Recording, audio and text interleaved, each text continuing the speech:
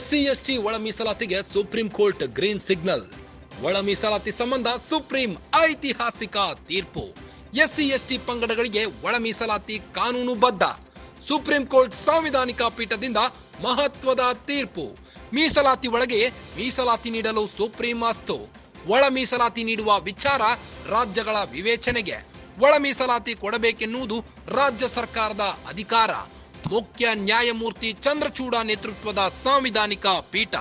ನ್ಯಾಯಮೂರ್ತಿ B R Gavai, Vikram Nath, Bela M Trivedi, Pankaj ಮಿತಾಲ್, Manoj Mishra, Satish Chandra Sharma. ಸಂವಿಧಾನ ಪೀಠ ಮಹತ್ವದ ಒಳ ಮೀಸಲಾತಿ ಆದೇಶ. ಎಸ್ಸಿ ಒಳ ಮೀಸಲಾತಿಗೆ ಸುಪ್ರೀಂ ಕೋರ್ಟ್ ಗ್ರೀನ್ ಸಿಗ್ನಲ್. ಸಂವಿಧಾನದ 14ನೇ ವಿಧಿ ಜಾತಿಯ ಉಪವರ್ಗೀಕರಣಕ್ಕೆ ಅವಕಾಶ.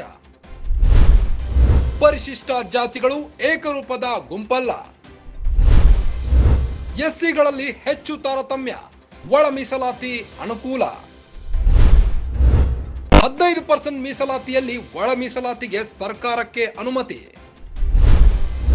ಉಪವರ್ಗೀಕರಣಕ್ಕೆ ರಾಜ್ಯ ಸರ್ಕಾರಗಳಿಗೆ ಅವಕಾಶ. ಉಪವರ್ಗೀಕರಣ ತಾರತಮ್ಯದ ಮಟ್ಟ ಆಧರಿಸಿರಬೇಕು.